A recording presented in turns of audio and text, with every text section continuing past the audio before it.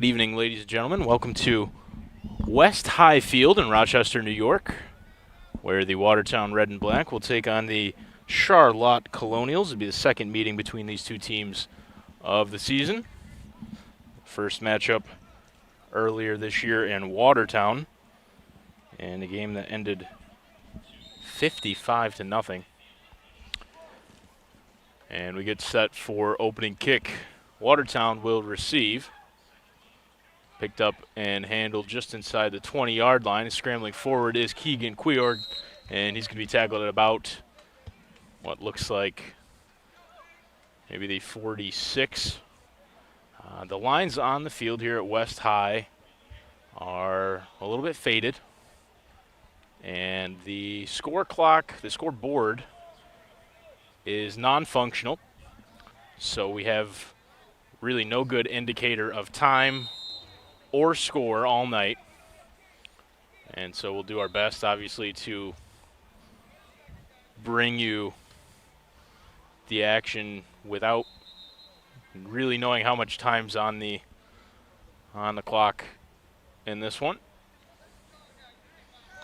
If you watched the Red and Black when they traveled down to Watervliet High School near Troy, near Albany, to take on the Troy's Fighting Irish, a little bit of a similar situation to that game where no real idea of how much time is going to be on the clock.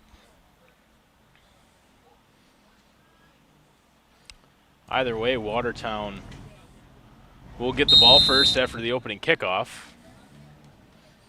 And it'll be Connor Crump in at quarterback for the Red and Black. Crump handed off to Finkley, and it comes loose. Fink picks it back up, and it's going to be tackled quickly. So on the first play of the game, the ball comes loose as Crump tried to hand it off to Finkley. And Jamal Finkley able to just pick it up and prevent a turnover, but Watertown will lose some yardage on that play. It'll be second down and about 12.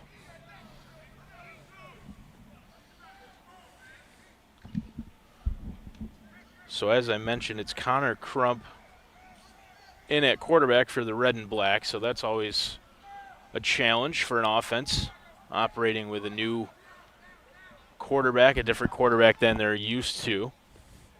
Crump's got three men lined up as receiving options, and a short screen pass in and out of the hands, incomplete, intended for Samaj James. There's some confusion on the field as that one came loose as to whether the pass from Crump was thrown backwards, which would have made that a fumble. Instead, it's just an incomplete pass, and it'll be third down and about 12. Well, it's a beautiful night for football. Not too warm, bit of a breeze blowing in. And we're actually protected over here in the bleachers in some shade, which makes it extremely comfortable here really in the heart of Rochester at West High Field. Third down and 12 for the Red and Black. Crump back to pass, looking to this near side, airing it out, and over the head out of play, intended again for James on this near sideline, and thrown over his head, out of play, incomplete. And that'll bring up a fourth down for the Red and Black. So good defense early from the Colonials to force the 3 and out after Watertown received the opening kickoff. And the Red and Black will send out the punt team, Elijah Howard, back to boot this one away.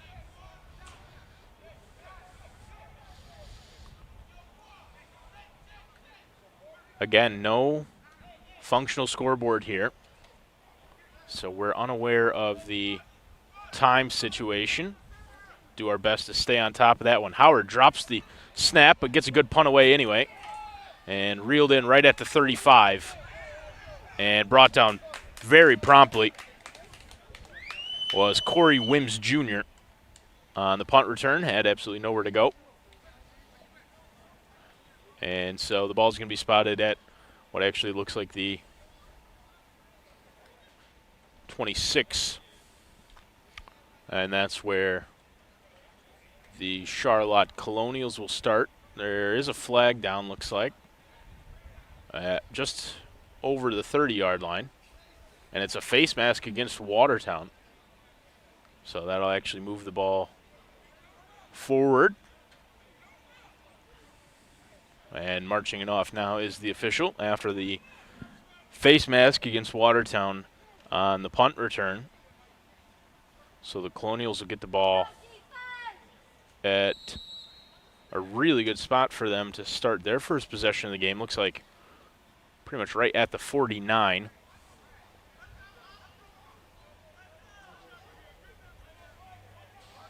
And so the Colonials step to the line now.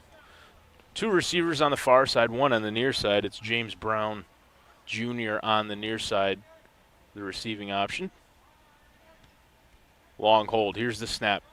Handed off, and skipping to the outside, still going, is Justin Morrison. Fought his way to that sideline, and they're fired up about Morrison's running play.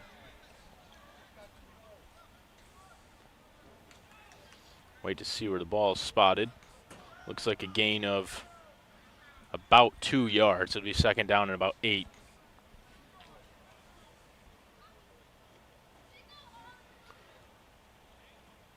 Well, as I mentioned, the lines here pretty faded on the field at West High, but the yardage markers are pretty helpful. And it looks like this one's just over midfield. It'll be second down and 8 for the Colonials. Handed off by Cranford again for Morrison. And Justin Morrison nowhere to go. Going to be stopped pretty promptly. And it looks like they're going to say he picked up maybe a yard. And it's going to be third down and about 7 for the Colonials. Early in the game here. Can't tell you how early.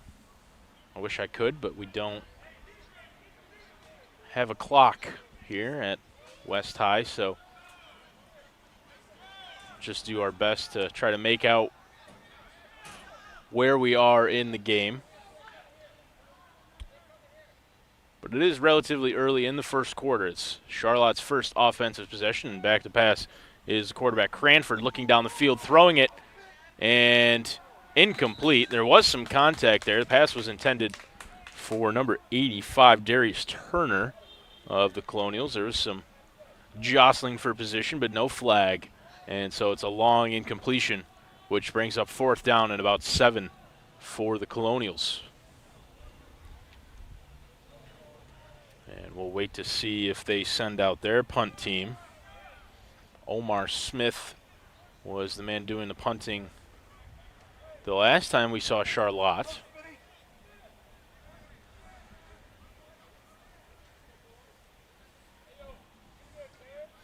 This actually looks like Davian Whitcomb back to punt, and now he's making his way to the sideline. Long hold, and Charlotte's going to be forced to call a timeout here in the first quarter. I wonder if they were maybe trying to get Watertown to jump there on fourth down. They changed personnel a couple different times. Whitcomb was out there lined up in what looked like the punt situation and then made his way to the sideline before the Colonials were forced to call a timeout. And so quick timeout as Charlotte's already stepping back to the line of scrimmage on fourth down and about 7. And again, looks like Whitcomb back to punt.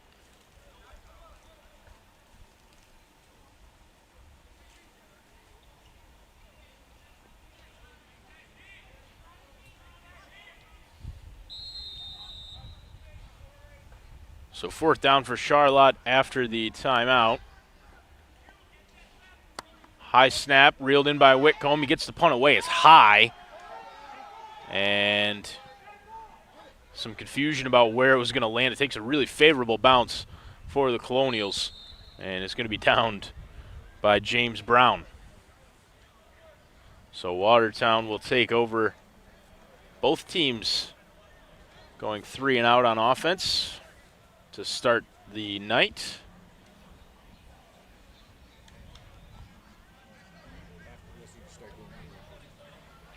Watertown will have the ball for the second time on offense. We saw them sputter a little bit in their first possession, and they'll step to the line here.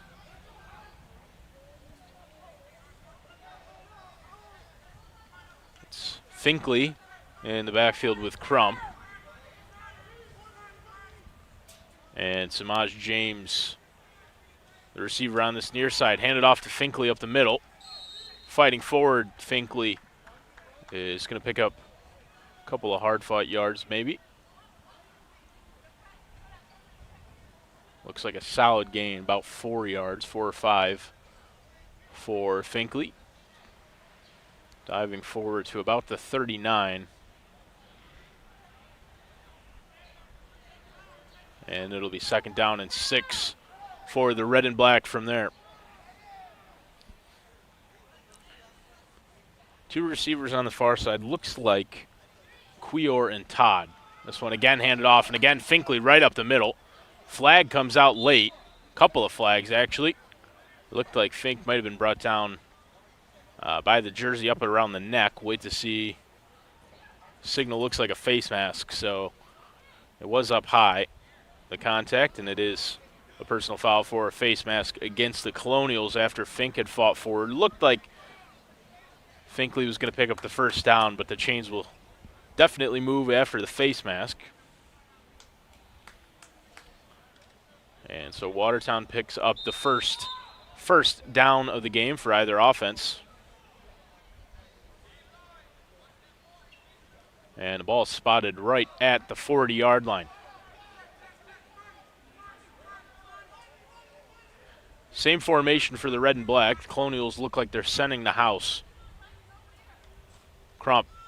Finkley again up the middle. No, Crump kept it himself. Got all the way to that far sideline. And looks like he's going to pick up first down on the quarterback keeper. Connor Crump decided to take it himself. Fooled everybody, including me. I thought Fink had it up the middle. That's what they've done the last couple of plays. Instead, Crump kept it for himself and got all the way to the far sideline. Picked up just over 10 yards, and that'll move the sticks again for the red and black. It'll be 1st down and 10, ball on the 30. Same formation, and it is Quior and Todd, the receivers on the far side. James by himself on this near side, and Finkley in the backfield. This one is handed off to Jamal Finkley, who's going to pick up about 6, getting down inside the red zone for the red and black. Looks like they're going to give him 5. It'll be 2nd down and 5, ball right on the 25-yard line for the red and black, looking to punch one in early here in the first quarter.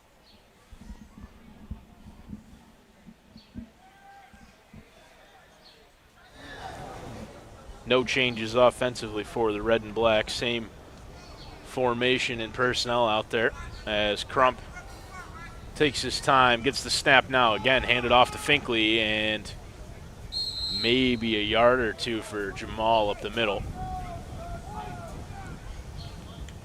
Looks like they're going to give Finkley a couple, and it'll be 3rd down and about 3 to pick up.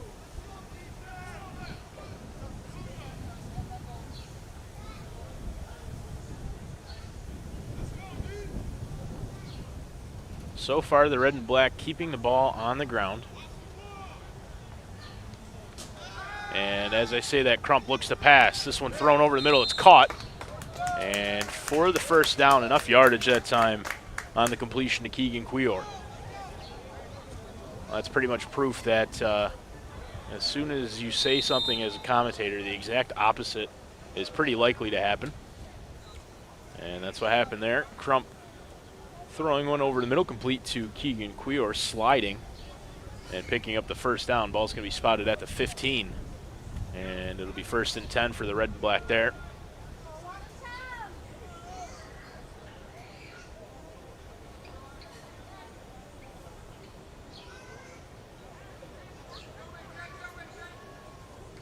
Snap, handed off again to Finkley up the middle. Taken down pretty quickly is Jamal Finkley. And they're going to give him a yard. It'll be 2nd down and 9 from the 14-yard line. Crump coming over this near sideline to get instruction from offensive coach Jerry Levine, and then heading back to the huddle and relaying those instructions now. Watertown will break out and step to the line of scrimmage with the ball on the 14-yard line. Smaj James is the receiver on this near side. Keegan Quior and Zach Todd on the far side. Jamal Finkley in the backfield. Crump looking to this near side for James. Has him in the end zone. Touchdown, Watertown. So Crump able to find James on this near side, streaking into the end zone, reeled it in for the first touchdown of the game. Watertown gets on the board. It's 6-0. And Eric Byler will come on to kick the extra point. And it actually looks like it's going to be Jeremy Mesha to hold, potentially. Maybe not. What was the way they initially lined up, which was surprising to me, and it will be Keegan Quior, who is typically back there, so that makes more sense.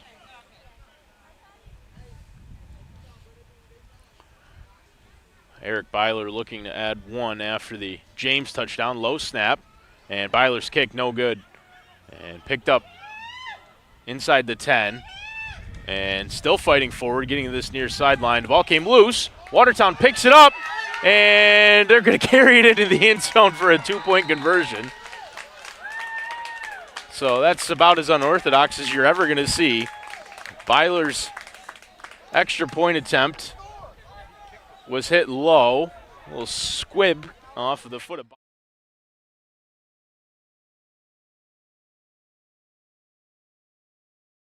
And the ball came loose on this near side, was picked up by Corey Smith, who then ran it into the end zone for a 2-point conversion. So Watertown will lead 8-0. And as the teams switch sides, we'll take a break.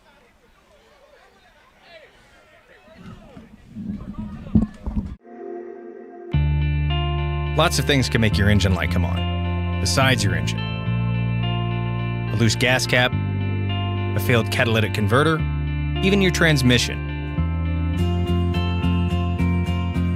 At AMCO, we know how to diagnose and fix a problem no matter what it is. What makes your car's engine light come on can be confusing. Fortunately, where to take it isn't. That's AMCO. AA, MCO.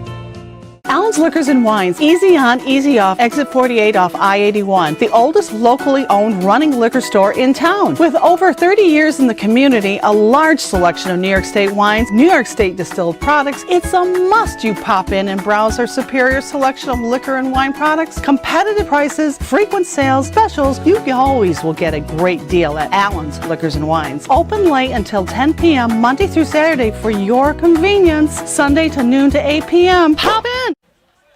So back in Rochester, New York, after what we've had some discussion up here, almost certainly has to be a 2-point conversion. But like I said, really bizarre and unorthodox way to go about adding to. Byler attempted the extra point, and it was kind of scuffed. And then when Charlotte tried to return it, they fumbled it, and Watertown ended up with it in the end zone. Good kick return here, and still going forward, fighting all the way, and brought down eventually. Well, geez, what a kick return that was for James Brown. Got all the way down inside Watertown's half of the field. And a couple of flags came out late as he was reeled in, and that's going to be another face mask against Watertown.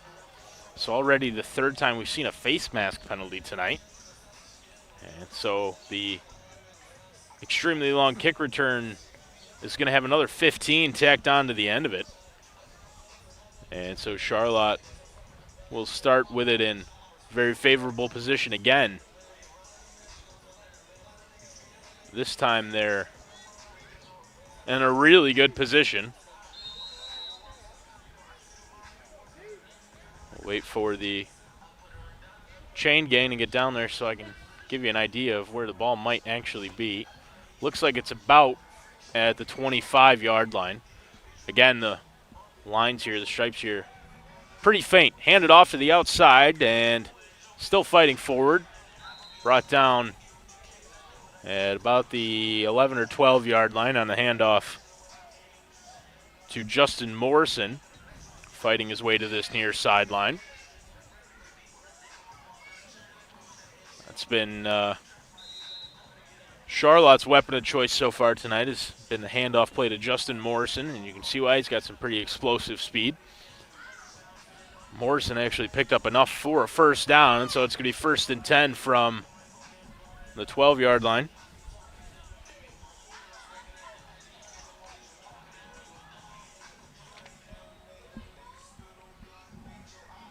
Long hold here. And Cranford finally gets the snap, handed off to Morrison, fighting his way forward and brought down by several players for Watertown, but I think Janaz Graves was the one who got there and made the initial contact to make the tackle. And it looks like they're going to give Morrison maybe a yard. It's going to be 2nd down and a long 9.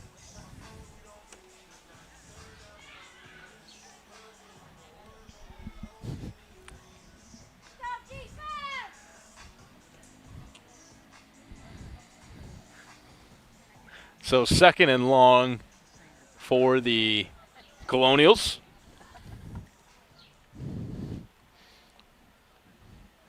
And the backfield now is Mitchell with the quarterback Cranford. And 2 receivers either side. Cranford looking to pass. Good pressure. He sneaks out of it and throws it to that far sideline, complete to Mitchell, who's going to be tackled for a loss. And Cranford going off to that sideline a little bit gingerly. Well, it was great pressure from Watertown to get to the quarterback Cranford, and he is over there on that far sideline. Looks a little bit,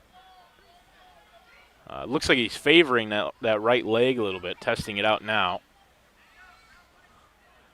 And so likely Charlotte will have to send somebody else out there or take a timeout to give Cranford a chance to maybe see if he could play through this. He's got his helmet off now on that far sideline, and so the Colonials are going to step to the line.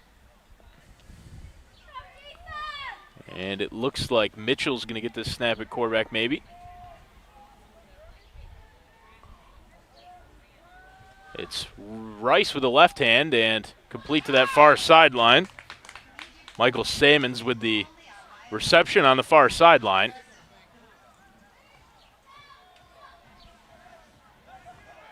I believe, like I said, hard to tell with the way that his jersey's pulled up. It actually looks like a 46, which would be a number I don't have on the roster. So this one, fighting forward, is the new quarterback. And brought down quickly, the big man. And that is a 46, which I don't have, like I said, listed for the Colonials. So apologies there that I can't tell you who's receiving the snaps at quarterback for him. But it's going to be 4th down. And so the red and black actually look like they're going to take over here on offense. So that was a 4th down attempt that came up short. No, we might be at the end of the first quarter. Like I said, no clock here, so it's always fun for us to try to figure out exactly what's going on. And so as the teams switch sides at the end of the first quarter, we'll take a break. We are TYN. For over 70 years, we have empowered our customers with advanced machinery to transform the land around them. we are Branson for over 54 years. We have manufactured equipment to cultivate a rich provision from the soil. Today, we have united our companies and joined forces to create a global leader in agricultural solutions. Get your TYM tractor at Burville Power Equipment. Just like you, our family's health is very important to us. One way to improve the air quality in your home is to regularly have the ductwork cleaned. Colonial Air Technologies can help with certified professionals in state-of-the-art technology and equipment. Colonial Air Technologies also offers mold remediation, water damage restoration, fire and smoke remediation caused from storms, broken pipes, fires, and water backups. Call Colonial Air Technologies today to make an appointment.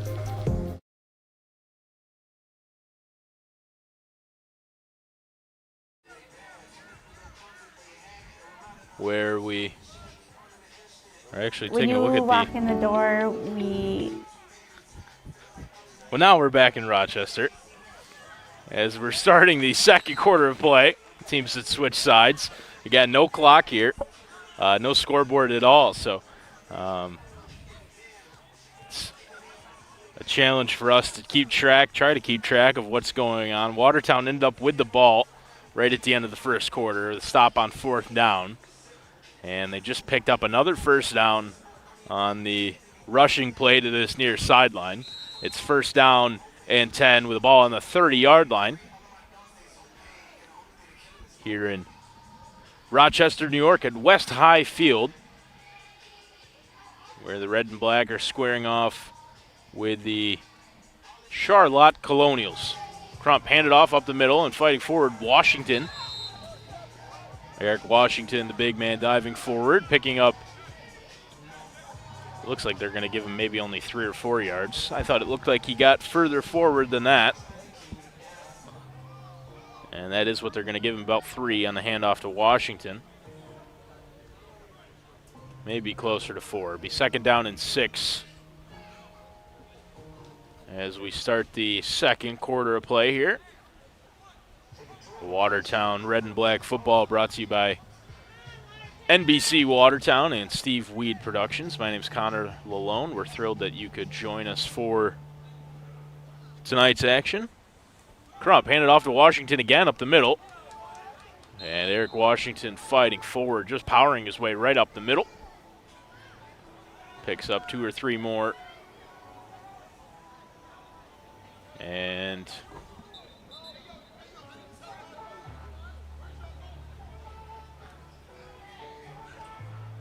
the referee not thrilled with the chain gang here on this near sideline, right in front of Watertown's sideline. It'll be 3rd down and about 4 to pick up.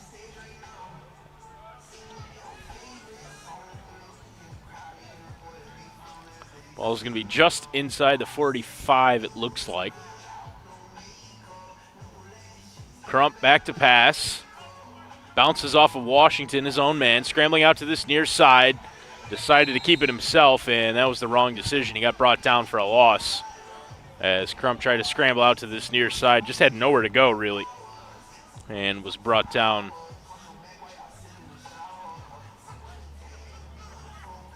Was Logan Pike making the tackle for the Colonials. And that'll bring up 4th down for the red and black. And Elijah Howard will come out to punt it away. So the red and black get the ball to start the second quarter and get it to about the, well, they got it to about the 36 and then lost some yardage. And now a discussion between the officials. A couple of whistles.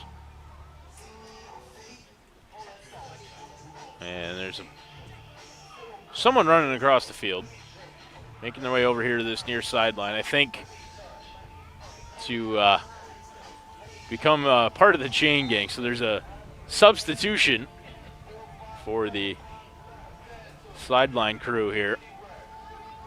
It'll be 4th down and about 8 for Watertown. Howard back to punt, and he gets it away. It's a good one off the right foot of Elijah Howard. Reeled in, no. Eventually it is picked up and then brought down very quickly by Mesha. was Josh Cranford. No, that was Aaron Brooks who reeled it in the second bounce, and then Mesha just gave him absolutely nowhere to go. And you may have heard some cheers on this sideline here. There's, I dare say it, maybe just as many Watertown red and black faithful here as there are in support of the Colonials. Red and black with a really loyal fan base willing to make the about 2 hours and 15-minute drive from Watertown here to Rochester. And Steve and I, again, hopped on the bus with the red and black, rode down. Little less packed bus than it was when we went to Troy. Yeah, you get your own seats. And most of the players driving themselves tonight to Rochester.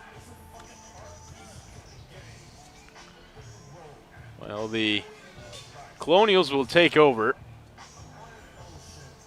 Ball's at about the 42.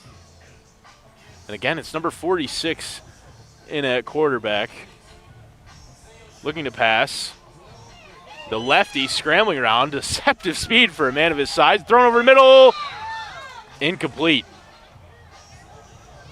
Man, it looked for everything in the world that Graves was going to come up with that one for an interception.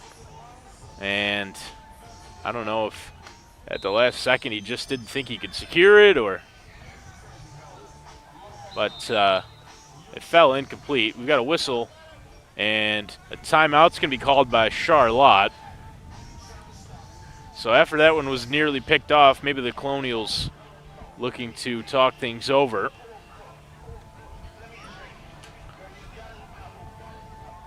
As the wind picking up a little bit here in Rochester. Really right in the heart of Rochester, New York, where the red and black are taking on the Charlotte Colonials. First matchup of the season wasn't close. Watertown won 50-0 at George Ashcraft Field in Watertown at the Alex Duffy Fairgrounds. This one's been a little bit closer so far. Watertown leads 8-0 after a touchdown for Samaj James, and then as strange a two-point conversion as you will ever see, where Eric Byler attempted the extra point. It was low and no good. And Charlotte ended up with it, tried to return it, then fumbled. And it was picked up by Corey Smith, who ran it into the end zone for 2 points. And that's how the score has come to be 8-0. As the wind started to push the overhanging tree branches just barely in the shot. And they're hanging down up in the top left. I think if we come back again, Steve's going to bring a chainsaw and cut that branch down. Pass complete to this near side into the hands of Darius Turner. Brought down after picking up about 3 yards. It'll be 3rd down and 7 for the Colonials,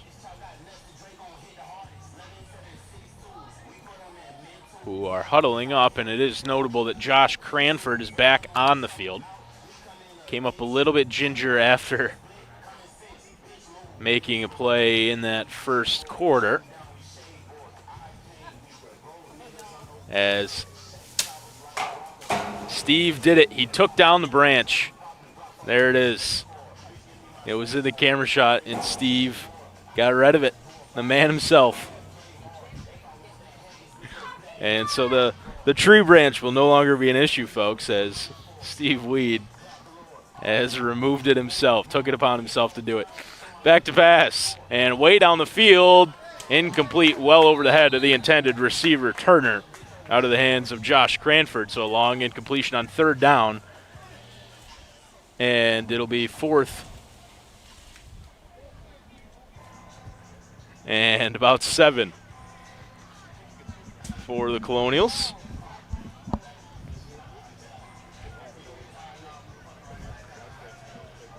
It looks like Cranford's going to come back out onto the field on 4th down and about 7 here for the Colonials. So it'd be interesting to see if Charlotte decides to go for it here on 4th, or if they're just, again, trying to maybe get Watertown to jump. Colonials team has a couple of kickers listed. Omar Smith is the man we saw do the punting in Watertown, and then Whitcomb already tasked with punting the ball away tonight. But the offense on the field, here's Cranford, one man in the backfield with him. And he's looking to pass to the far sideline. He does, and incomplete. In and out of the hands. Had his man, James Brown, wide open and hit him in the hands, but it falls in, incomplete. And the Colonials will turn the ball over on downs. The Watertown offense will take over. Ball pretty much right at the 45-yard line.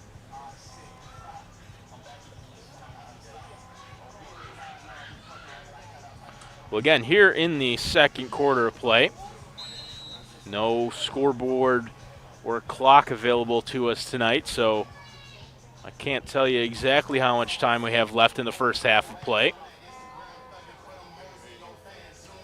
But it is the second quarter. Watertown leads 8-0, and the offense back on the field. Eric Washington in at running back, and now in at quarterback is Sean Johnson, who immediately is looking to pass. Johnson to this near side has Cuellar reeled in for a long completion.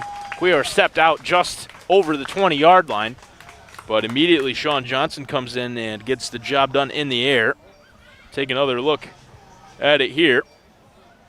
Johnson, tall and long, reminds me of Williams in that sense.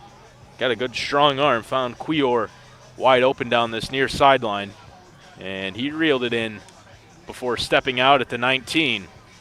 It'll be first down and 10 for Watertown from there.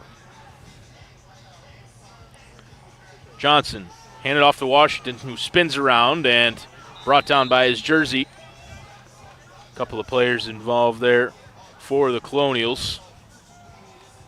It looked like Jendai McBean was the man making most of the contact, able to bring down Washington for a loss of a couple.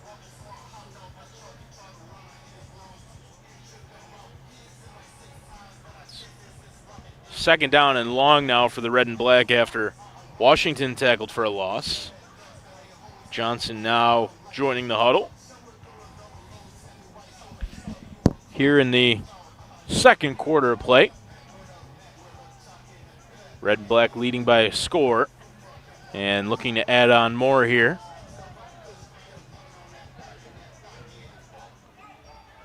Johnson and movement on the line. Wait to see who it's against, but it looked to me like Charlotte might have jumped early.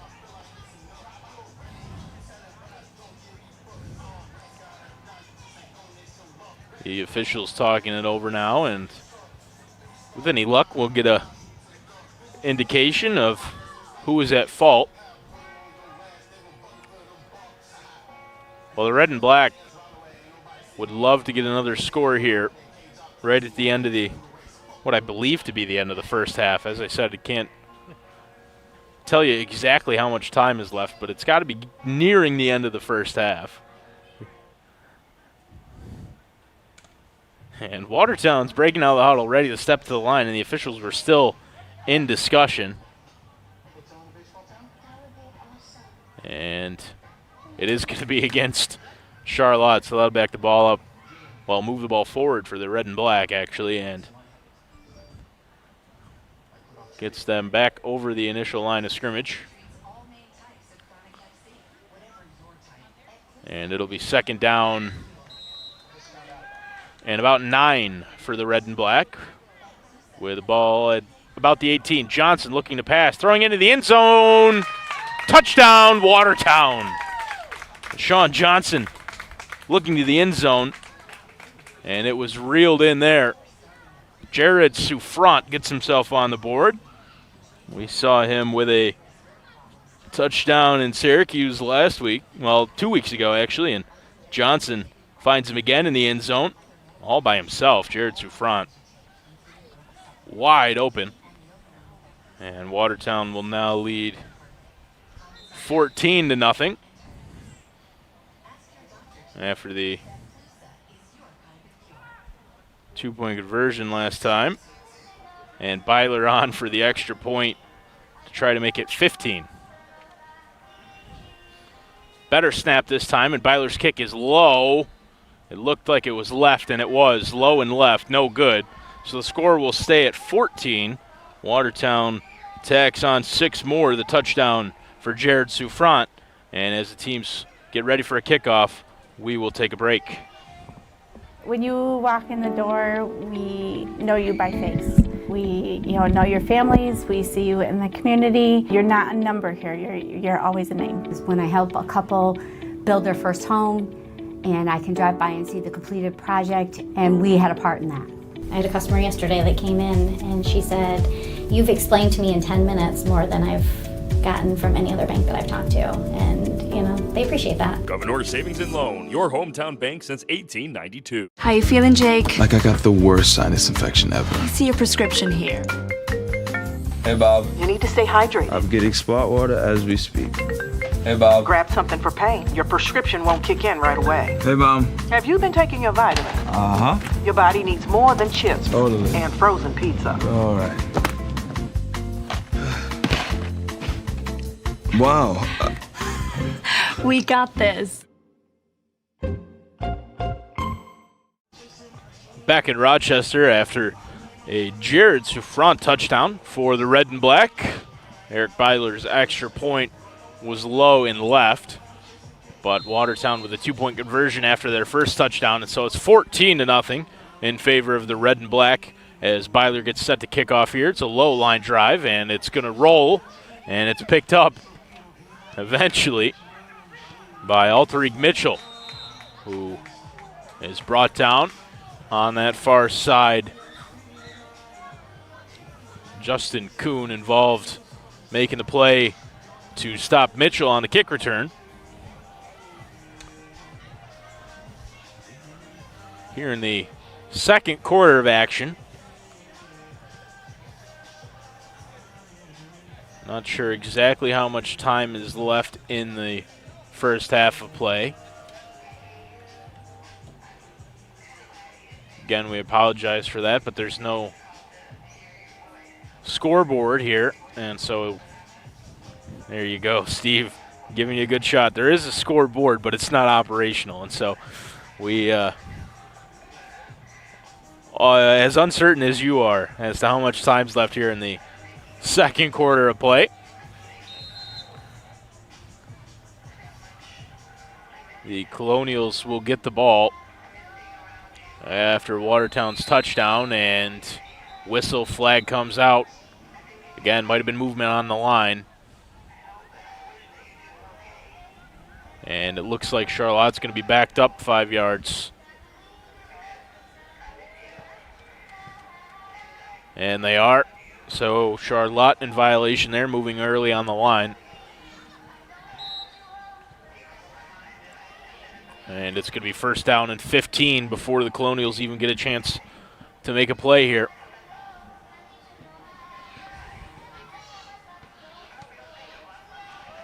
Handed off up the middle. And spun around, nowhere to go. Again, I think that was Kuhn making the tackle. And it was. Handoff up the middle, doomed from the start. And a loss of a couple of more. It'll be second down and long for the Colonials. They trail by 2 scores, 14-0 Watertown. After a couple of touchdowns, a 2-point conversion, and a missed PAT. The Red and Black lead 14-0 here in Rochester. Colonials with 4 receivers in the set, and out to this near side, caught, stiff arm, and brought down just short of the 40-yard line that time was the receiver Turner. Short pass to Darius Turner, and he picked up some serious yardage. And conversation on this near sideline as Ball's going to be spotted pretty much right at the 39. It'll be second down and 1, so gain that time of close to 16 or 17 yards after the Colonials have been backed up a couple of times. Third down and short, and again, the Colonials looking to pass over the middle, incomplete.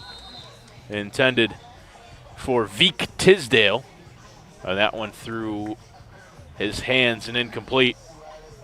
And so it'll be fourth down and short for the Colonials. And you'd have to think late here in the second quarter they would send the offense back out there, but we'll wait to see what they decide. I believe the Colonials have one timeout left as well. We'll wait to see what they'll do. That's really all we can do is wait to see. The offense back out there for Charlotte. It's 4 receivers, 2 either side, and 1 man in the backfield with quarterback, the big man, number 46, whose name I don't have. He's looking down the field, a perfect spiral dot, and incomplete. Wide open in space was James Brown, and he would have been able to take that one to the house. I don't think Jonathan Williams could have caught him.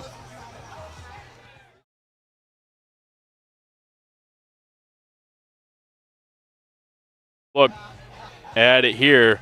Pass down the field, and wide open was Brown. Just didn't reel it in, didn't make the catch. And the ball is turned over on downs.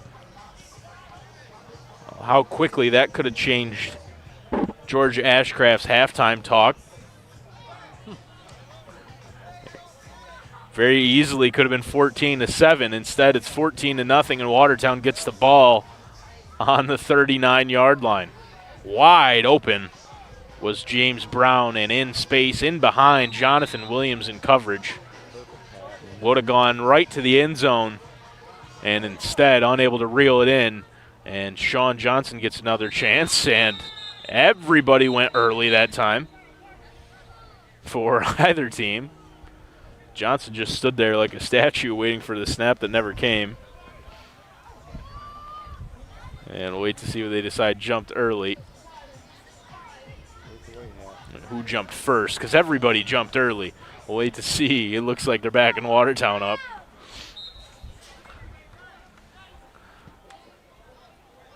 So it'll be first down and 15 for the red and black here in the second quarter of play.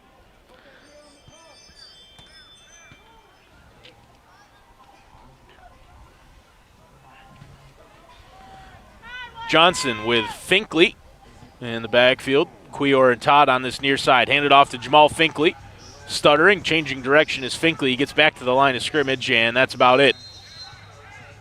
Maybe picked up a couple of yards on the handoff to Jamal Finkley. But it is going to be a gain of about 4, almost 5 yards for Finkley. And so it'll be second down and just over 10 for the red and black as they step to the line, breaking out of the huddle. Same formation, Cuellar and Todd on this near side, Finkley in the backfield. And on the far sideline, a couple of receivers for Watertown. It's James and Souffrant. Both of those men have touchdowns tonight. Johnson looking to the far sideline, reeled in by Samaj James, who stepped out of bounds.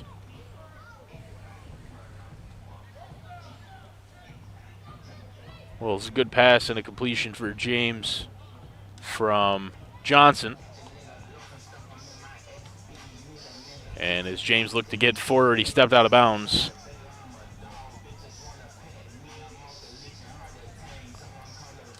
But he picked up enough yardage for another first down. It's 1st and 10 for the red and black.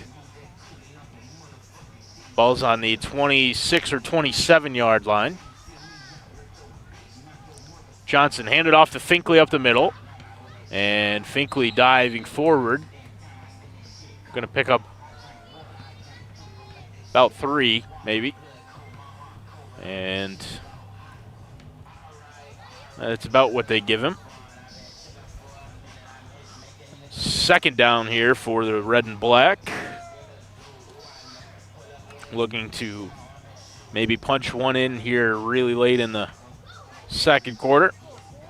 Try to tack on before halftime. Johnson with Finkley again.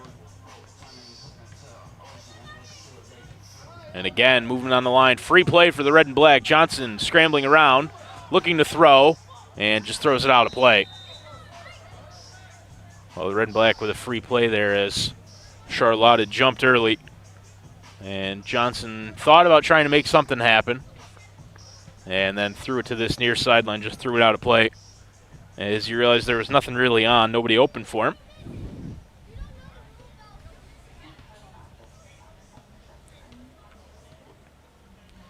Well, it should be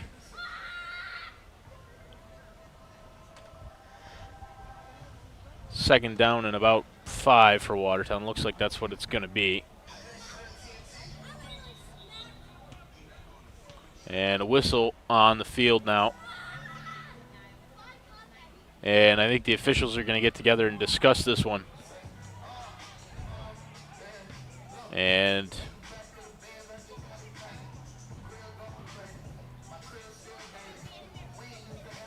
conversation at the line of scrimmage there, as you can see it. And they are going to move the ball forward. Well, I thought initially that's what it should have been, a 5-yard penalty against Charlotte for jumping early, because the result was a free play for the red and black, which ultimately resulted in nothing. And so it is. This one handed off to Finkley up the middle, and he's met there quickly. And making the tackle was Anthony Bostic for the Colonials. But Finkley picked up enough for a first down. It's 1st and 10. Ball on about the 12 or 13-yard line for the red and black. Here in the second quarter of play. Again, apologies, no time on the scoreboard here, no score on the scoreboard here either. And so our guess is as good as yours. Your guess is as good as mine as to how much time is really left here in the second quarter, but we're approaching the end of it. Johnson with Finkley, fakes the handoff, and looking to this near side into the end zone, over the head of Todd, intercepted in the end zone. Or was he out of bounds? I think they're going to say he was out of bounds. See if we can get a better look here. And I don't know. Hard to tell. I thought it looked like he might have got both feet in. And I think, again, we're having a discussion as to whether or not that really was an interception. Take one more look. I think both feet are in. And maybe as he was falling, Tisdale unable to get that second foot down. Well, it looks like Watertown's offense is still out there, so the decision was that Tisdale was unable to get that second foot down and he was out of bounds. So no interception. And that's a break for Watertown. They've got a chance now, another chance, new life, to try to score here at the end of the second quarter of play.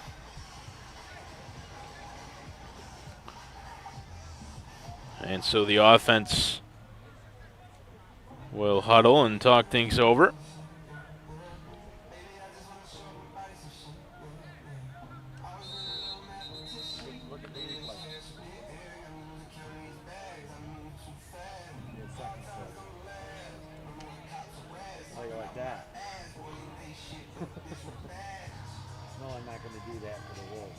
So now we're, looks like we're going to have a Watertown timeout. And so as Watertown talks things over here at the end of the second, we'll head to a break. Our community is both the place we live and it's the people we share it with. Samaritan Health is a place where caregivers of all kinds make a real difference. And it's a community where they can build rewarding careers. Because at Samaritan, we care about our patients and we care about our people. If this sounds good to you, join us. Together, we can take care of our community and your future. Get started at www.samaritanhealth.com/careers. So back in Rochester, the red and black looking to punch one in here late in the first half of play. It's Finkley with Johnson in the backfield with the ball on about the 12 or 13 yard line for the red and black here. Johnson looking to pass over the middle, caught, and into the end zone for a Watertown touchdown is Samaj James, his second of the night. And the red and black tack on 6 more. It's 20-0 now on James's second touchdown. On Johnson. But you take a look here. James wide open in the middle of the end zone there. And good looks by Sean Johnson to find him. And Watertown tacks on 6 more. 20-0 is the score. And Byler's still on the sideline here, so the offense back on the field to try a 2-point conversion. Finkley's going to roll out and step to the line of scrimmage as a potential receiving option for Sean Johnson as he's back to pass. Short to this near side, and I think incomplete. Zach Todd had it in his hands and kind of fumbled around with it and unable to reel it in. So the 2-point conversion attempt no good, but Watertown tacks on 6 more. Samaj James' second touchdown of the night. We'll take a short break. Should I be afraid? That's what Ann of Sackett's Harbor asked us. We told her yes. Be very afraid when your insurance company denies your claim. My personal injury team in our Watertown office knows all about this insurance company's routine. Ann's testimonial tells us how she went from afraid to aggressive. Thanks to your dynamic duo, Joe, working together, we were awarded the maximum. That team works at Stanley Law, Watertown.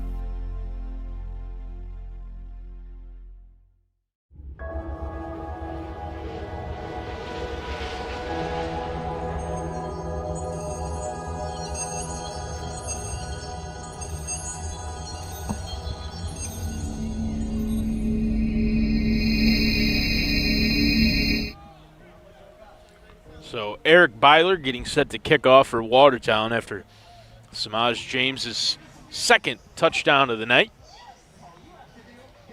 And the red and black lead 20-0 here in Rochester, New York over the Charlotte Colonials at West High Field. Watertown red and black football brought to you by NBC Watertown and Steve Weed Productions. My name's Connor Lalone. Steve Weed and I rode the bus down to Rochester, where it's just a gorgeous night for football. And other than the tree branch that Steve had to rip down, can't complain about where we're set up at all. Byler's kick is low and it's bouncing and off the shins and then reeled in. Fighting forward is Tisdale eventually. That ball looked like it bounced off the shins of James Brown before Tisdale was able to reel it in and pick up maybe 4 or 5. And so here in the second quarter of play, not exactly certain how much time is left. Again, I'm sure you're probably tired of hearing me say it, but no score clock, no scoreboard. And much like when we were in Troy at the beginning of this season, it's a pretty helpless feeling not knowing how much time is left in the quarters here. But we're approaching the end of the first half. Charlotte looking to pass and scrambling around and brought down eventually. A couple of guys involved for Watertown. Hiquez Walker was one of them. And Connor Brown as well got to the quarterback. And the two of them just barely able to bring him down. quarterback for Charlotte, number 46. Again, I apologize. I don't have his name on any of the rosters I was able to acquire for the Colonials, but he's a big dude, number 46. And he was a tough task for the Watertown Red Black to bring him down. But he's got a good arm, and he throws a really solid spiral. I think now we're going to have another timeout. It's a good shout from Steve in my ear that this is probably the 2-minute warning here at the end of the first half of play. And so we'll step aside as the teams talk things over. Lots of things can make your engine light come on, besides your engine. A loose gas cap, a failed catalytic converter, even your transmission. At AMCO, we know how to diagnose and fix a problem no matter what it is. What makes your car's engine light come on can be confusing. Fortunately, where to take it isn't. That's AMCO. AA MCO.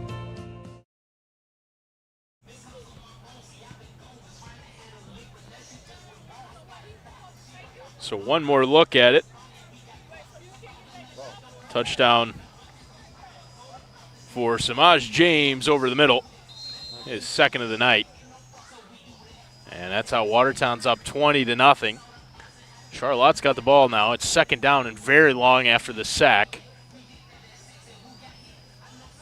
And the timeout after what we believe was a 2-minute warning. High snap handled by the quarterback, but he's going to be brought down again for a loss. And a big stop for the red and black again. And now it looks like Watertown's going to take a timeout. I think the thinking there must be that on third down and very long, they might have a chance to get a stop and then maybe have a chance to get the offense on the field to tack on even more before the end of the first half.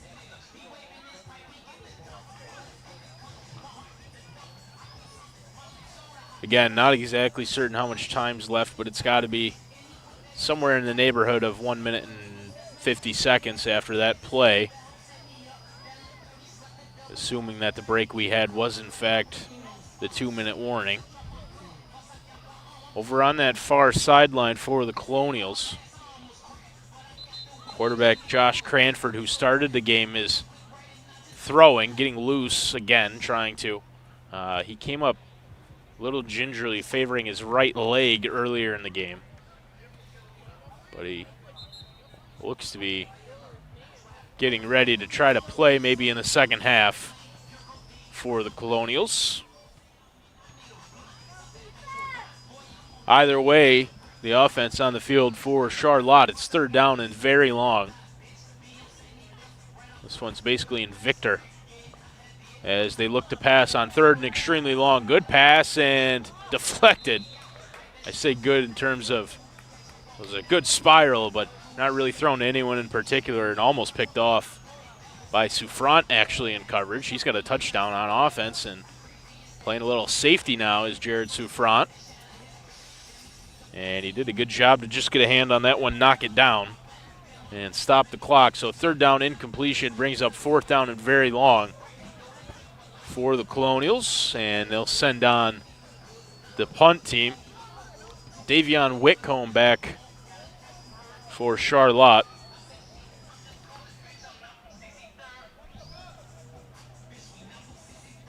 And it's Keegan Quior, who's now joined by Jalen Dugan for Watertown to try to return this one. Nearly blocked, but it's a good punt. And it's going to be reeled in by Dugan. No. And Dugan fumbled it and is picked up. There's a whistle on the field. And the Colonial sideline is absolutely livid with the decision. Not exactly certain what the decision is. The ball is down just inside the 35-yard line. But the teams are getting together now and discussing this. It was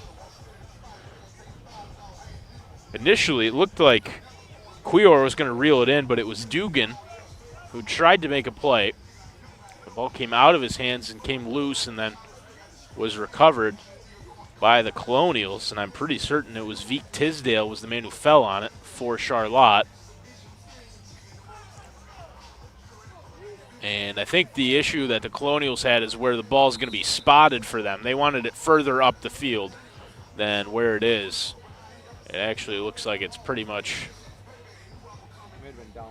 it's about at the 46 for the Colonials, as the ruling is that Tisdale was down by contact. So their offense will get another chance here, and in at quarterback it is Cranford now. High snap and handed off. Fighting forward is Morrison, and he's going to be pushed all the way back. Justin Morrison. And the whistle goes for Morrison's forward progress being stopped at pretty much the original line of scrimmage. So it'll be 2nd down and 10 for the Colonials. Here in the second quarter, they're trailing by a score of 20-0. Smiles James has a couple of touchdowns for Watertown. And Jared Souffrant picked one up as well.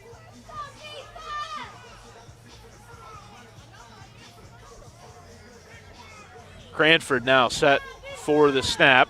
High snap, and it's behind Cranford, who's limping to just get to it. And he does fall on it eventually before being downed by Mesha, but Cranford having a hard time moving and just barely able to get back to that one to fall on it and prevent Watertown from recovering that fumble. A bad snap, and that put Cranford in a really tough spot.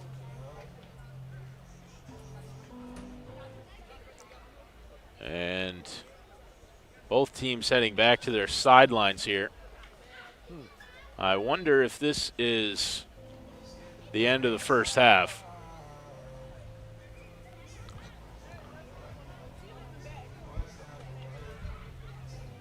Again, purely a guessing game for us here with absolutely no clock. The way both teams are huddling, it's got to be halftime. And so Watertown will lead at the halftime break by a score of 20-0. Watertown Red and Black Football brought to you by NBC Watertown and Steve Weed Productions. We'll head to a break for halftime and be back after. Allen's Liquors and Wines, easy on, easy off, exit 48 off I-81, the oldest locally owned running liquor store in town. With over 30 years in the community, a large selection of New York State wines, New York State distilled products, it's a must you pop in and browse our superior selection of liquor and wine products, competitive prices, frequent sales, specials. You always will get a great deal at Allen's Liquors and Wines. Open late until 10 p.m. Monday through Saturday for your convenience, Sunday to noon to 8 p.m. Pop in! We are TYN. For over 70 years, we have empowered our customers with advanced machinery to transform the land around them. We are Branson. For over 54 years, we have manufactured equipment to cultivate a rich provision from the soil. Today, we have united our companies and joined forces to create a global leader in agricultural solutions. Get your TYM tractor at Burville Power Equipment. Just like you, our family's health is very important to us. One way to improve the air quality in your home is to regularly have the ductwork cleaned. Colonial Air Technologies can help with certified professionals in state-of-the-art technology and equipment. Colonial Air Technologies also offers mold remediation, water damage restoration, fire and smoke remediation caused from storms, broken pipes, fires, and water backups. Call Colonial Air Technologies today to make an appointment. When you walk in the door, we know you by face. We, know your families. We see you in the community. You're not a number here. You're always a name. When I help a couple build their first home, and I can drive by and see the completed project, and we had a part in that. I had a customer yesterday that came in and she said, "You've explained to me in 10 minutes more than I've gotten from any other bank that I've talked to." And, they appreciate that. Governor Savings and Loan, your hometown bank since 1892. How you feeling, Jake? Like I got the worst sinus infection ever. I see your prescription here. Hey, Bob. You need to stay hydrated. I'm getting spot water as we speak. Hey, Bob. Grab something for pain. Your prescription won't kick in right away. Hey, Mom. Have you been taking your vitamins? Uh-huh. Your body needs more than chips Totally. and frozen pizza. All right. Wow. We got this. Our community is both the place we live and it's the people we share it with. Samaritan Health is a place where caregivers of all kinds make a real difference. And it's a community where they can build rewarding careers. Because at Samaritan, we care about our patients and we care about our people. If this sounds good to you, join us. Together, we can take care of our community and your future. Get started at www.samaritanhealth.com/careers. Should I be afraid? That's what Ann of Sackett's Harbor asked us. We told her yes, be very afraid. When your insurance company denies your claim, my personal injury team in our Watertown office knows all about this insurance company's routine. Ann's testimonial tells us how she went from afraid to aggressive. Thanks to your dynamic duo, Joe, working together, we were awarded the maximum.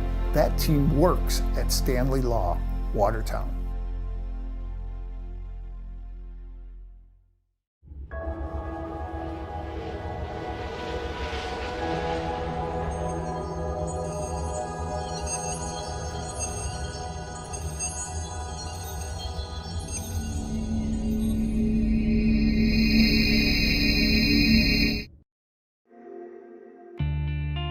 Lots of things can make your engine light come on, besides your engine. A loose gas cap, a failed catalytic converter, even your transmission. At AMCO, we know how to diagnose and fix a problem no matter what it is. What makes your car's engine light come on can be confusing. Fortunately, where to take it isn't. That's AMCO. AA MCO. Allen's Liquors and Wines, easy on, easy off, exit 48 off I-81, the oldest locally owned running liquor store in town. With over 30 years in the community, a large selection of New York State wines, New York State distilled products, it's a must you pop in and browse our superior selection of liquor and wine products, competitive prices, frequent sales, specials. You always will get a great deal at Allen's Liquors and Wines. Open late until 10 p.m. Monday through Saturday for your convenience, Sunday to noon to 8 p.m. Pop in! We are TYM. For over 70 years, we have empowered our customers with advanced machinery to transform the land around them. We are Branson. For over 54 years, we have manufactured equipment to cultivate a rich provision from the soil. Today, we have united our companies and joined forces to create a global leader in agricultural solutions. Get your TYM tractor at Burville Power Equipment. Just like you, our family's health is very important to us. One way to improve the air quality in your home is to regularly have the ductwork cleaned. Colonials Air Technologies can help with certified professionals in state-of-the-art technology and equipment. Colonials Air Technologies also offers mold remediation, water damage restoration, fire and smoke remediation caused from storms, broken pipes, fires, and water backups. Call Colonials Air Technologies today to make an appointment. When you walk in the door, we know you by face. We know your families, we see you in the community. You're not a number here, you're always a name. When I help a couple build their first home, and I can drive by and see the completed project, and we had a part in that. I had a customer yesterday that came in and she said, "You've explained to me in 10 minutes more than I've gotten from any other bank that I've talked to." And, they appreciate that. Governor Savings and Loan, your hometown bank since 1892. How you feeling, Jake? Like I got the worst sinus infection ever. I see your prescription here. Hey, Bob. You need to stay hydrated. I'm getting spot water as we speak. Hey, Bob. Grab something for pain. Your prescription won't kick in right away. Hey, Mom. Have you been taking your vitamins? Uh-huh. Your body needs more than chips Totally. and frozen pizza. All right. Wow. We got this. Our community is both the place we live and it's the people we share it with. Samaritan Health is a place where caregivers of all kinds make a real difference. And it's a community where they can build rewarding careers. Because at Samaritan, we care about our patients and we care about our people. If this sounds good to you, join us. Together, we can take care of our community and your future. Get started at www.samaritanhealth.com/careers. Should I be afraid? That's what Ann of Sackets Harbor asked us. We told her yes, be very afraid. When your insurance company denies your claim, my personal injury team in our Watertown office knows all about this insurance company's routine. Ann's testimonial tells us how she went from afraid to aggressive. Thanks to your dynamic duo, Joe, working together, we were awarded the maximum. That team works at Stanley Law, Watertown.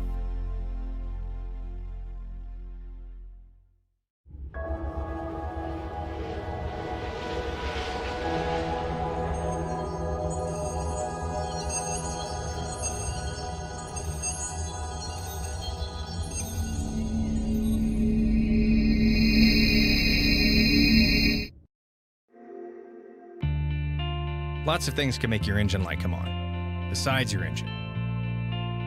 A loose gas cap, a failed catalytic converter, even your transmission.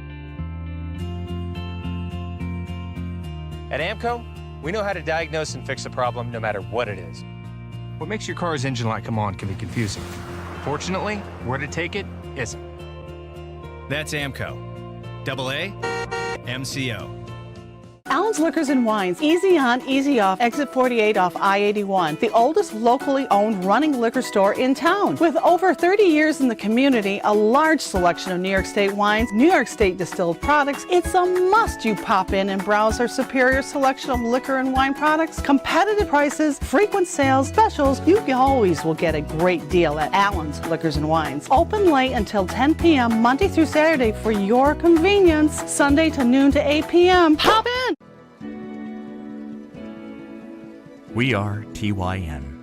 For over 70 years, we have empowered our customers with advanced machinery to transform the land around them. We are Branson. For over 54 years, we have manufactured equipment to cultivate a rich provision from the soil.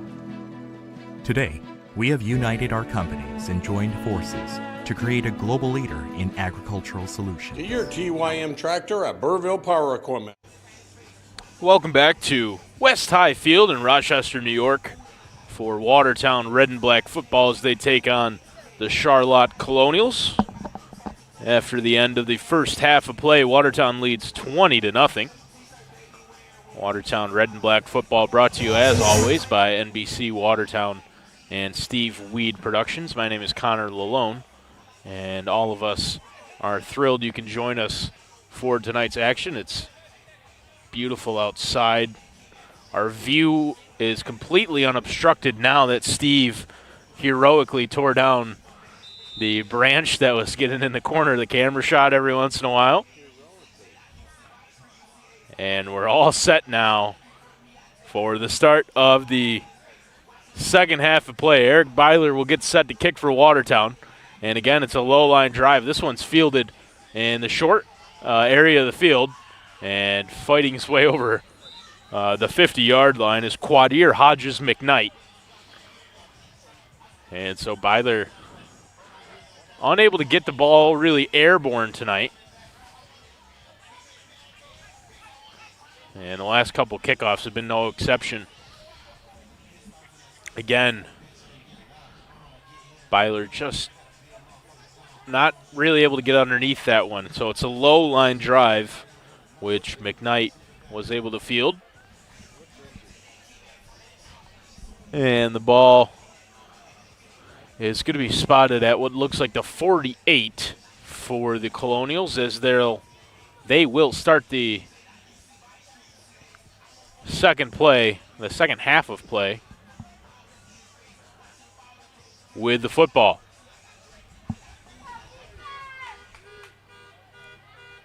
It is Cranford back in at quarterback. You saw him right at the end of the first half, the very last play of the first half actually. Struggled to get to a errant snap. That one a little bit off to his left. Quickly throwing down the field. Williams reeled it in. Interception for Jonathan Williams. And how many times have we said that this season? So Cranford, first play of the half, throws way down the field. And Jonathan Williams in perfect coverage.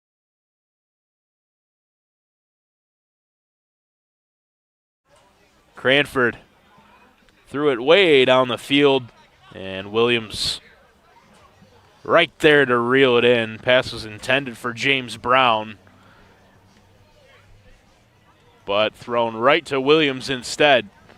And so Watertown only needs one play to take the ball back here at the start of the second half. Ball's going to be spotted pretty much right at the 10-yard line, where it'll be first down for the red and black.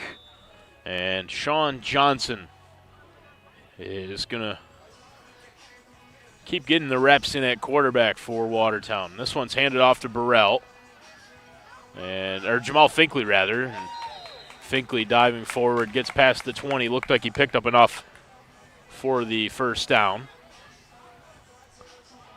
Wait to see where the ball is spotted on the handoff to Finkley, and it looks like they might actually mark him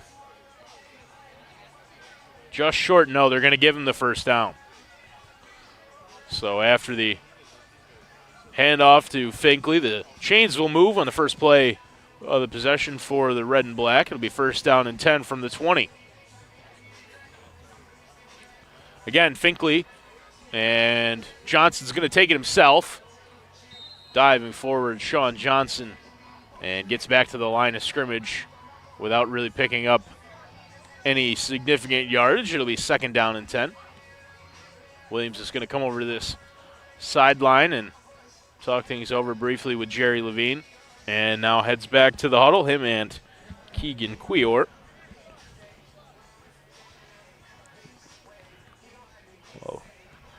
Bye week last week for Watertown, but the week before that we were down in Syracuse, and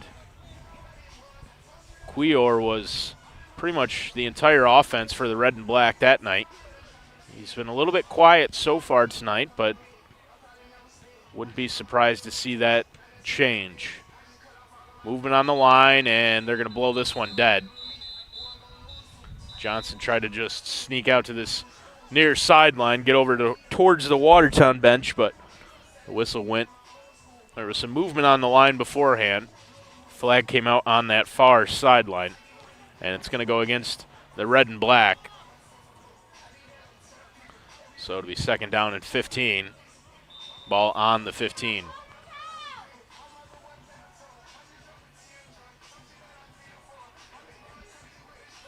Johnson now joining the huddle again, coming over this near side to talk things over with offensive coach Jerry Levine. It'll be Todd and Quior on this near sideline,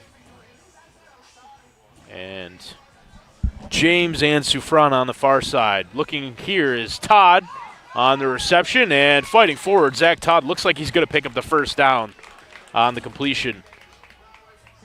Johnson to Todd, and it's going to be enough to move the chains again for the red and black. Another first down conversion, and the ball's at the 30-yard line. It'll be first and 10 from there.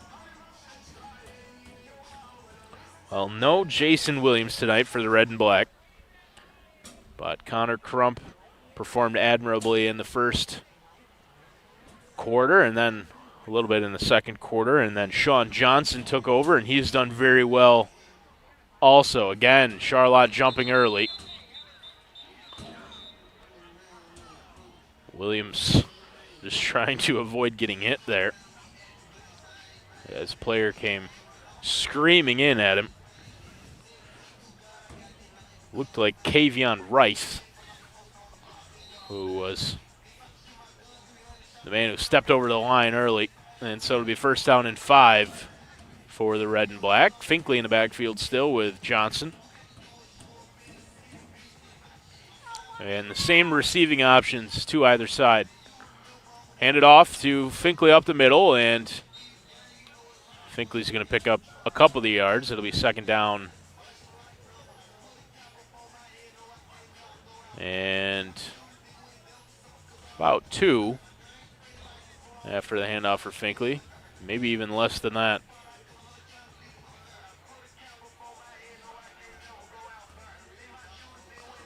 Watertown taking their time here on this offensive possession. And they'll step to the line again. See if they keep the ball on the ground. They will. Finkley up the middle and still going. Jamal Finkley brought down, but not after, not before he can pick up the first down and get to about the 45 or 46 on the handoff again to Jamal Finkley. Comes off to this near sideline, and he'll be replaced by Eric Washington. Well, Fink was just kind of shaking his right hand as he came off to this sideline. Hard to know what happened, if he got stepped on or if it just got pinched underneath someone or a helmet. Any number of things could have happened, but it's Washington. Fake handoff, and looking down the field is Johnson looking for Todd, and incomplete. And the flag comes out late. It was good coverage, I thought, by Veek Tisdale. But the flag came out almost after the play. And see if another look at it gives us a better idea of what might have happened. Pass was intended for Zach Todd, and then didn't look as though there was a really particularly heated exchange between the players there. And I think the officials are going to pick up the flag. And that looks like exactly what's happening, is that the flag's going to get picked up. So no penalty on the play, which I believe is the correct decision, and it'll be second down and very short for the red and black. We're going to move the chains again, so it'll be second down and 10 for the red and black.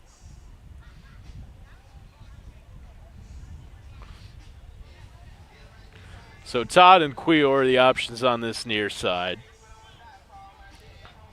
James and Sufran on the far side. Eric Washington, the big man, in the backfield with the quarterback Johnson. Johnson again looking to pass, spinning around and just going to throw it out towards the red and black sideline. And out of bounds, incomplete. Flag came out in the backfield at about the 29-yard line. And the officials are going to get together and discuss this one also. I wonder if this could potentially be an intentional grounding against the quarterback, Sean Johnson. Well, those of you who have watched the red and black this year will know that this is my very favorite part of the game, trying to decipher what the officials are doing. And again, they're going to pick up the flag, so no penalty. And it'll be third down and 10 for Watertown. So twice in a row the flag has been picked up. And now it's third and 10.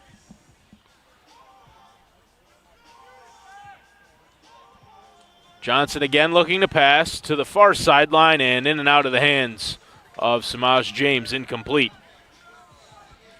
So that'll bring up fourth and 10 for the red and black. He had James, but the pass was thrown a little bit too hard for Samaj to reel in, and it falls in incomplete. Short screen pass for James, and it looked like he was covered pretty well anyway. Wouldn't have picked up really anything too significant on that play unless something magical happened.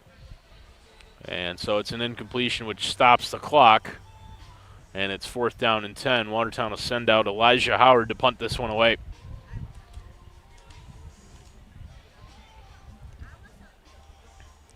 Good snap, and Howard's punt is away, and it's really good tumbling end over end. It's going to bounce and roll out at the 30-yard line. So after Howard's good punt, we'll step aside for a break as Charlotte takes the field on offense. Just like you, our family's health is very important to us. One way to improve the air quality in your home is to regularly have the ductwork cleaned. Colonial Air Technologies can help with certified professionals in state-of-the-art technology and equipment. Colonial Air Technologies also offers mold remediation, water damage restoration, fire and smoke remediation caused from storms, broken pipes, fires, and water backups. Call Colonial Air Technologies today to make an appointment. When you walk in the door, we know you by face. We, know your families. We see you in the community. You're not a number here. You're always a name. When I help a couple build their first home, and I can drive by and see the completed project, and we had a part in that. I had a customer yesterday that came in and she said, "You've explained to me in 10 minutes more than I've gotten from any other bank that I've talked to." And, they appreciate that. Governor Savings and Loan, your hometown bank since 1892. So just as we are returning from our break, Charlotte had some personnel issues, and they were struggling to get the right amount of players on the field and the right players in general on the field, and they're going to be forced to take a timeout.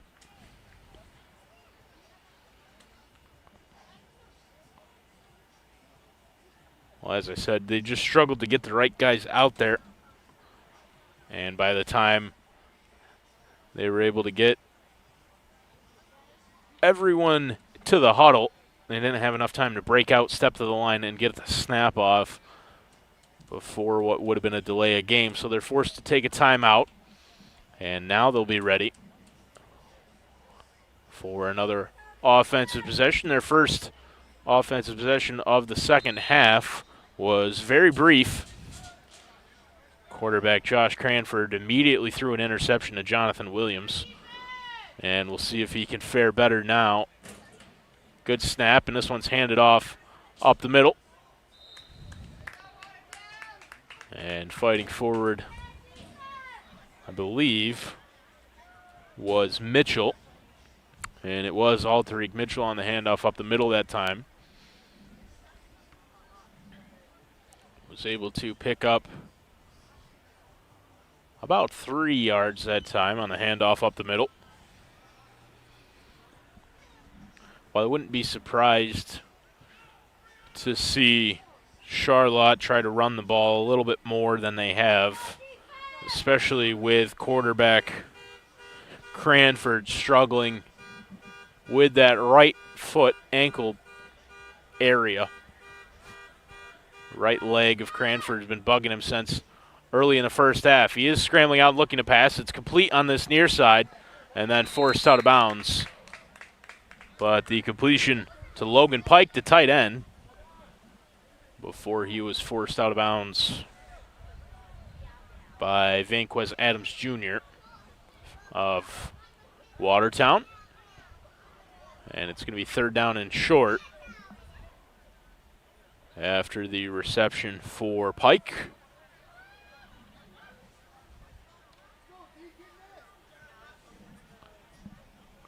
Cranford will have two receivers either side, and in the backfield with him is the running back Alterique Mitchell.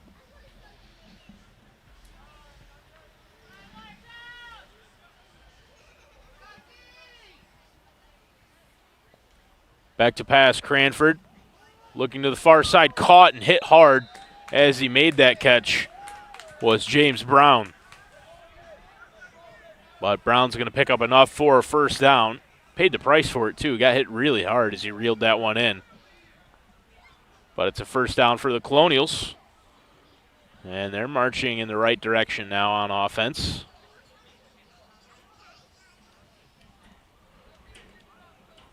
Cranford electing to throw the ball quickly when he has the option. And I think we're going to have another timeout called by the Colonials. So they've burned through two here quick. And as the teams talk things over,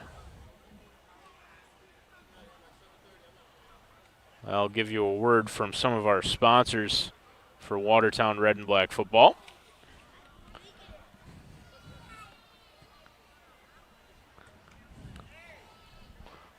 Well, Watertown Red and Black football brought to you by NBC Watertown, but also brought to you by Kinney Drugs. Is your local pharmacy. Kinney Drugs, located right in your community. AMCO Transmissions is locally owned and operated. AMCO knows how to diagnose and fix the problem no matter what it is. Governor Savings and Loan, as well as NBC Watertown, obviously always bringing you Watertown Red and Black football. Governor Savings and Loan, there it is, with 5 locations in the North Country. Governor Savings and Loan is your hometown bank. And Samaritan Medical Center is part of the community. Samaritan also now hiring. And Stanley Law and Joe Stanley gets the maximum award. Joe Stanley and Stanley Law, nice but tough. As we get set for some more action, Charlotte stepping back to the line now.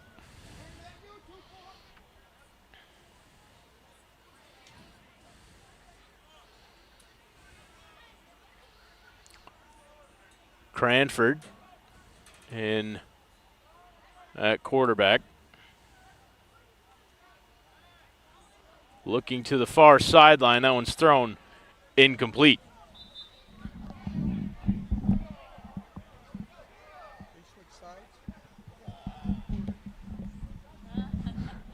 So Steve and I both at the same time looked at each other and asked, did they switch sides? The teams have. So we've entered the 4th quarter of action. Again, just one of the joys of semi-pro football and especially on the road, never knowing what you're going to run into. Everything about our setup here actually is really very solid.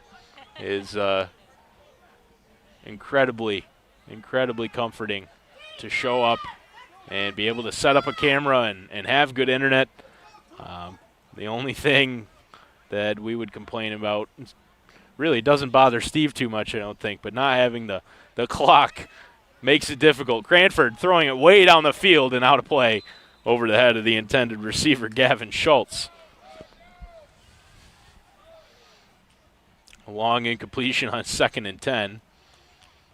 And it'll be 3rd down and 10 to go with the ball on the 42.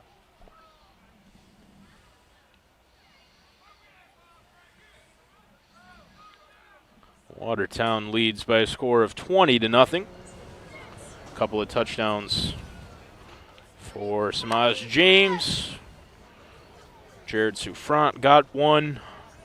And Corey Smith with a 2-point conversion that if you didn't see it, you'll have to go rewind the live stream or watch afterwards. Try to find it. Happened early in the 1st quarter after Watertown scored their first touchdown. And the extra point attempt was no good. Charlotte ended up with the ball and then fumbled. And Smith ended up with it as that one's nearly picked off. Adams Jr. unable to reel that one in, hit him in the hands. But as I was saying, Corey Smith ended up with the ball after Charlotte was trying to return the extra point, missed extra point. And they fumbled it, and Corey Smith picked it up, ran it into the end zone for a 2-point conversion. Just a really entertaining play. And if you missed it, even if you didn't miss it, go back and watch it again because it was that unusual. You'll never see anything like it again, I don't think. I've never seen anything like it before, and I'd be surprised to see anything like it again. 4th down and long for the Colonials. They'll send out the punt unit. Again, it's Davian Whitcomb back to punt this one away. Good snap, and he gets it off. And that one's going to bounce and be down, fell right into the lap of Giovanni Wynn, who's just going to down it. And so the red and black will take over. I'll give you a word from the rest of our sponsors. Colello Air Technologies, Allen Wine and Spirits as well. Don't want to forget them. The largest selection of New York State wine and the oldest running liquor and wine store in the North Country. Now Colello Air Technologies is a group of certified professionals. Colello will improve the air quality in your home. And finally, Burville Power Equipment, your TYM dealer. Burville Power Equipment, your one-stop shop for sales, parts, and service. NBC Watertown and Steve Weed Productions extending a huge thank you to all the sponsors that make it possible for us to bring you Watertown Red and Black football from the Gridiron Developmental Football League.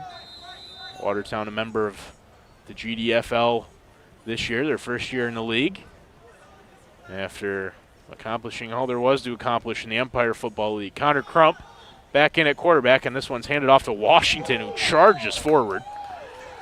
Eric Washington with a big gain on the handoff play.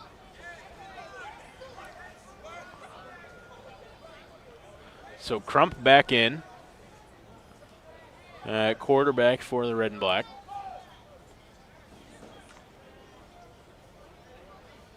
And I think at this point it's just a chance for Jerry Levine and George Ashcraft, the rest of the Watertown coaching staff, to get a chance to see both of these guys and get a better feel for what they offer as quarterbacks. Handed off again to Washington. And still going, Eric Washington gets out to that sideline and forced out of bounds just short of the 30-yard line. Well, Eric Washington is always deceptively quick. Here, Eric Washington got out to that far sideline, and once he gets going, he's pretty tough to stop. And they couldn't really stop him. They just forced him out of bounds. Took away all his room to run. And they're actually going to mark him well short of where I thought he was. They're going to give him the 35-yard line. So he stepped out earlier than I thought. It's still a solid gain and a first down pickup for Eric Washington on the handoff. It'll be first down and 10 for the Red and Black, ball on the 35. Crump with a couple of men in the backfield. It's Washington as well as Smith. That one handed off to Corey Smith, and he had nowhere to go. And he was brought down in the backfield for a loss. So the handoff play to Smith didn't work as intended that time. And that'll back Watertown up. Looks like about 10 yards. That's a pretty significant loss. Maybe just shy of that. Be closer to about 8. So second down and long for the Red and Black. Crump joining the huddle now, and they'll step to the line here in the fourth quarter of play.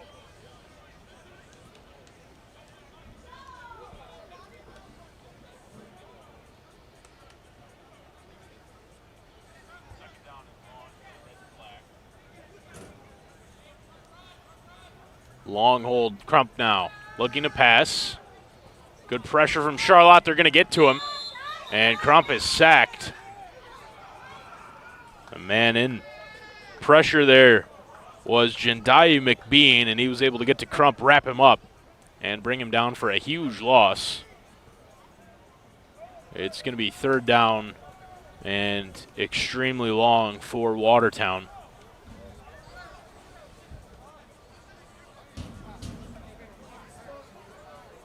It's about 35 yards for Watertown to pick up here for a first down. Ball's at about the 41, and the yardage to gain would be the 25. So a tough ask for Watertown here, third down and very, very long. Crump with two men in the backfield, and he's just going to hand this one off to Washington, who's going to change directions, and brought down by his jersey, Eric Washington.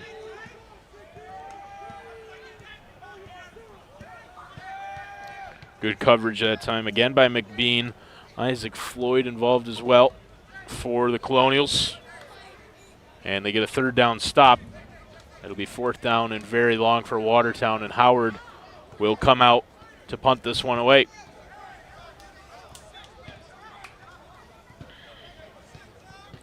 So the red and black go back to Connor Crump on that possession and had a little bit of success, but a couple of big defensive stops, tackles for loss by the Colonials defense will force Howard to come back out and punt for the red and black.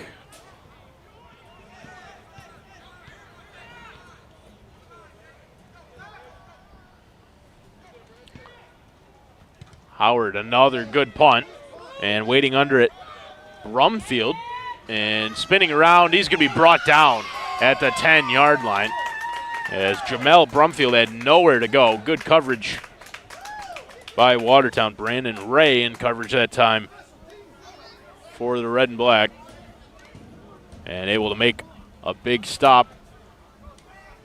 Elijah Howard's been right on the money with the punt tonight, and that one no exception. Is going to pin Charlotte deep in their own half of the field. Ball's going to be spotted at the 15-yard line.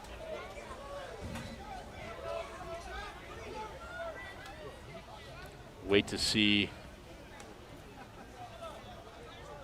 what Charlotte does offensively, and it's going to be Cranford back in there at quarterback, it looks like. He's been battling with a right leg injury all night, really. Suffered that pretty early in the first quarter. And sat out a little bit. He's come back in and been in and out the rest of the night. He's out there now, though, to start this offensive possession for the Colonials. A couple of receivers on this near side. James Brown and Michael Samons. Motion in front, and Cranford screen to this near side for Brown. Reeled in, and Brown's going to get over the 20-yard line, gain of about 6 on the pass play to James Brown. Logan Pike was in motion in front of the quarterback Cranford that time, and able to just throw the short little screen out to James Brown, who fought forward, picked up about 5.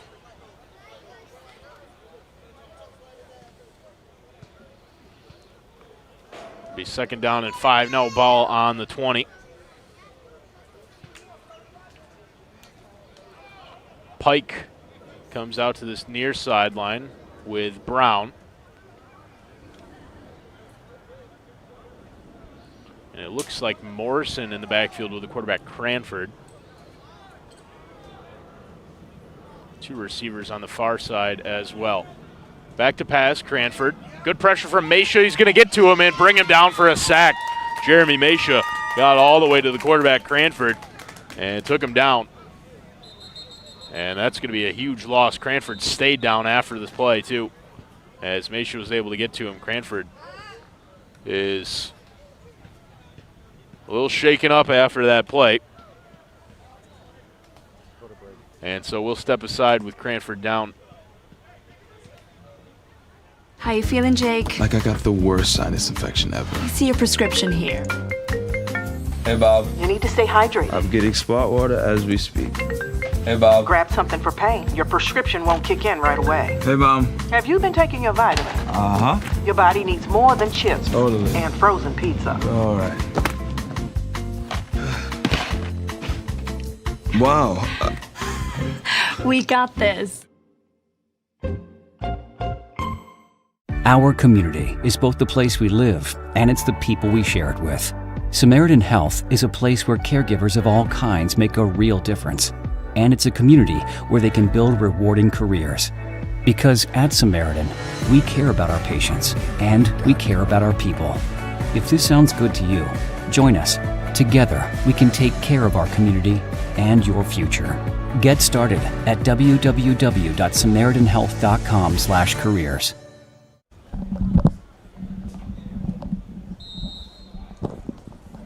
Back in Rochester after the injury and delay for Josh Cranford after he was sacked by Jeremy Mesha.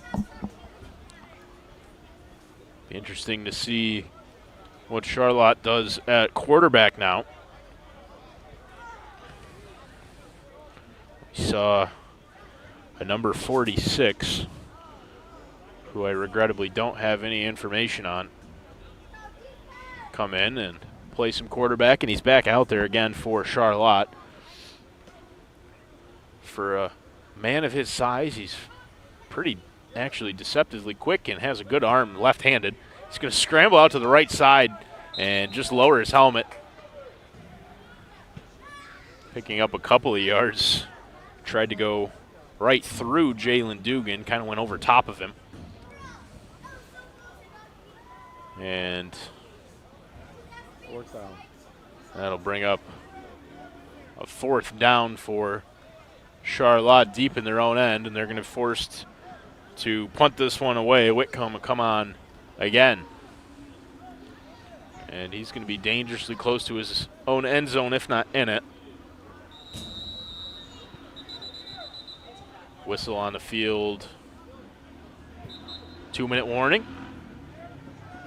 It looks like the signal from the officials on the field is that this would be the 2-minute warning. But we're just going to play through it, it looks like.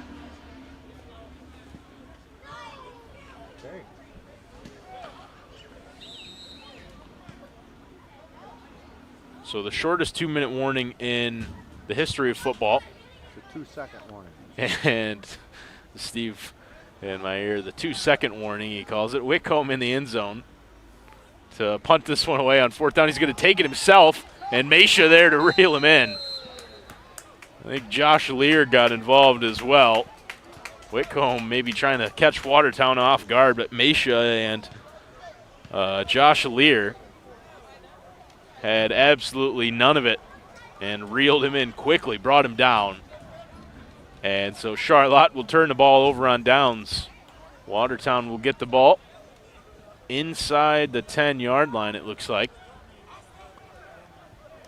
Under 2 minutes to play here in the fourth quarter.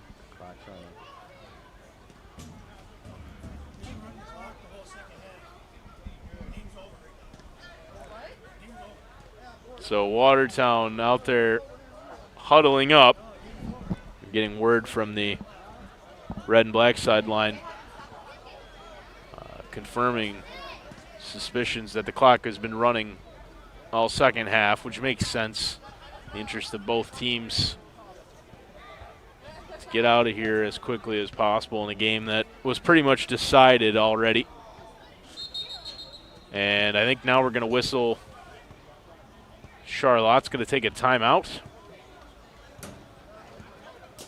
Well, that's an interesting decision for the Colonials to take a timeout here with the score 20-0 and the clock running. Watertown offense on the field inside the 10-yard line. Really not much of a reason that I can come up with as to why the Colonials would call a timeout right here. But they have. And the red and black huddling up. Jerry Levine talking things over with his offense. And going to make his way back to the near sideline.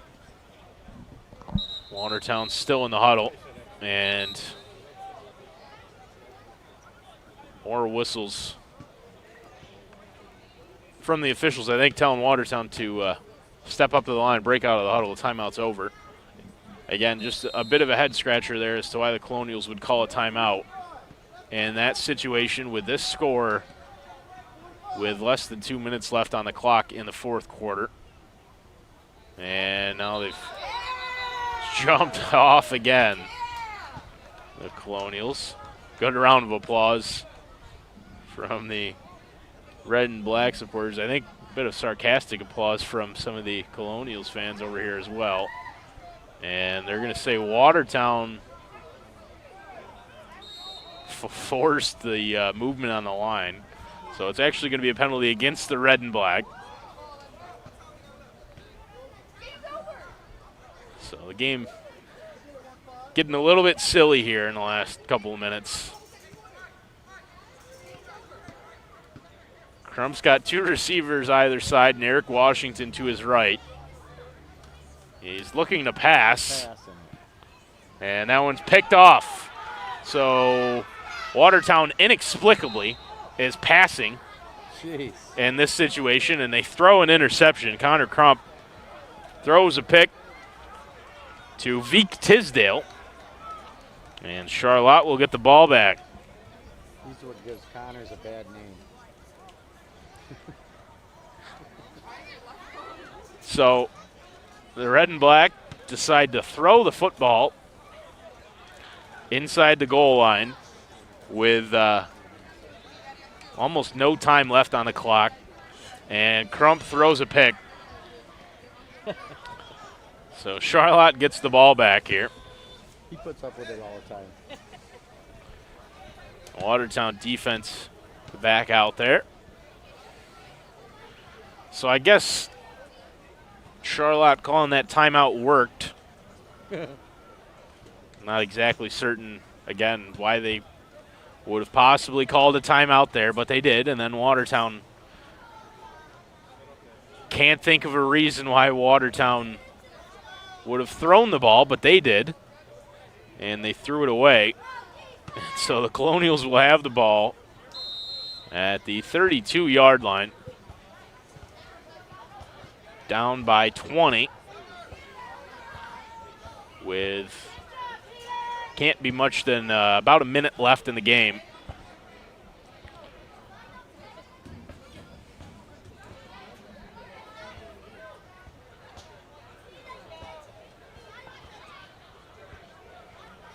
Good snap and looking to pass way down the field and incomplete. Falls in. Pass was intended for Corey Wims Jr. and it falls in incomplete. And again, with no clock for us visible, the scoreboard not functioning. Hard to know exactly how much time is left, but we've got to be approaching the last minute of play if we're not already in it. A couple of Watertown red and black players are now manning the chains. It's Peter Anderson and Matt Doldo who are down there running the chain gang down. It looks like spiders on the down counter. Back to pass again is Charlotte, and looking down the field, intercepted. And I'm not sure what Jalen Dugan is doing, just needs to get down. And Dugan's still going. Is going to be brought down at the 30. And I don't really know what Jalen thought he was doing there, but an interception for Dugan. And now the team's getting a little bit chippy, which, again, is just... It's silly is the best word to describe it. Both teams have been very cordial, very pleasant, very sportsmanlike with each other all night, and now at the very end of the game, we've decided we need to be angry at each other. I just don't understand it. But Dugan reels in an interception, which I believe is going to be the last play of the game, as both teams are headed over to their sidelines. And they are lining up to shake hands now. So the final score here at West High Field in Rochester, New York. Watertown comes down to Rochester and beats Charlotte for the second time this season, the second time that they've shut them out. It's 20-0 the final here from West High.